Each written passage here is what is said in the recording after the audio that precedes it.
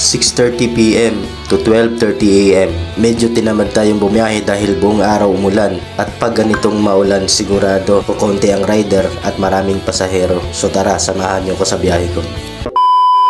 Naunang pasahero natin mga paps mula dito sa Sangandaan, Caloocan, papuntang Starbucks, EDSA, Caloocan. Ang fare ay 53 pesos. Pero nag-add tip si Madam ng 40 pesos. Ang total ng pamasahe niya ay 93 pesos. Nakarating na tayo mga paps sa drop-off location ni Ma'am at ang ibinayad niya sa atin ay 110 pesos. Wow! Magandang pasimula mga paps. Pangalawang pasahero natin mga paps mula dito sa SM Grand Central Monumento papuntang Farmers Cubao mga paps. Pinasakay ko na agad si Madam para makarating agad kami sa drop-off location niya dahil panigurado traffic sa Maymunuz. Andito na tayo sa drop-off location ni Madam sa Farmers Cubao. Ang fare ng pamasahe niya ay 145 pesos. Pero binigyan tayo ni Ma'am ng 170 pesos. May tip tayo na 25 pesos. 145 mga paps, ginawang 170 ni Ma'am. Pangatlong pasahero natin mga paps mula dito sa Q-Mart Cubao papuntang Dipolog Street, Diliman, Quezon City. Malapit ito sa Visayas Avenue. Andito na tayo sa drop-off location ni Sir. Ang fare niya ay 88 pesos. Pero nag-add tip si Sir na 42 pesos total ay 130 pesos. Pero ang binigay sa atin ni Sir ay 150 pesos. Wow! Ang ganda ng biyahe natin mga paps. Pang-apat na pasahero natin mga paps mula dito sa Mindanao Avenue, bagong Pag-asa papuntang Navotas mga paps. Medyo malayo ang pick-up location ni Sir, pero dahil may tip kinuha ko na. Andito na tayo sa drop-off location ni Sir. Ang fare ng kanyang pamasahe ay 139. Pero may add tip siya na 40 pesos. Kaya 179 pesos.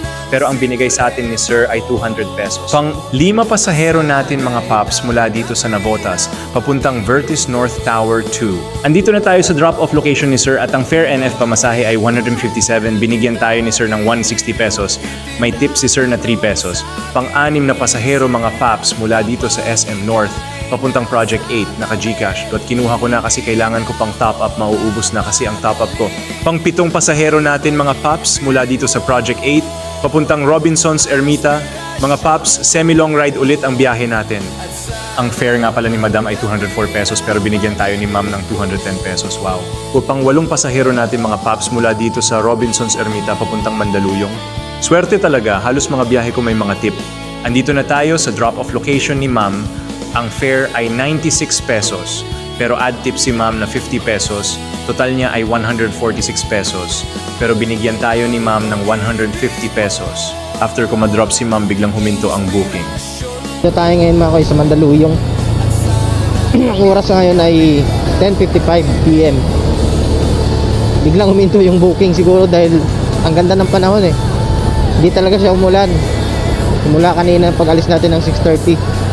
Hanggang ngayon, talagang di siya umulan. Kakagapang ko mga paps dito. Naku, pinasukan sa San Juan ng pang-walong pasahero na natin to. Mga paps San Juan papuntang Mandaluyong ulit. Pero okay lang kasi may tip 40 pesos. Gcash payment nga pala to mga paps. Pero okay lang, kailangan din natin yan pang top up. Mula sa Mandaluyong, gumapang na naman ako pa San Juan Green Hills. At dito ay nakakuha tayo ng pang-10 nating pasahero. Mula dito sa Green Hills, San Juan, papuntang Farmers Cubao si Sir. May add tip ulit ito na 40 pesos, kaya swerte talaga ang biyahe ko ngayon mga paps.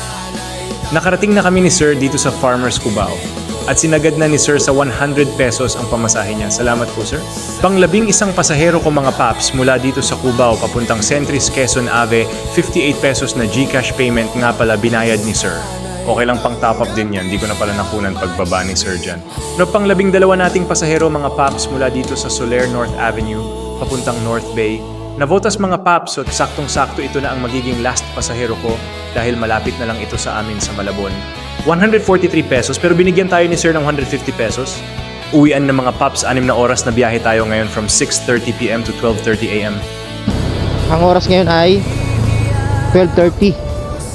6 hours biyahe.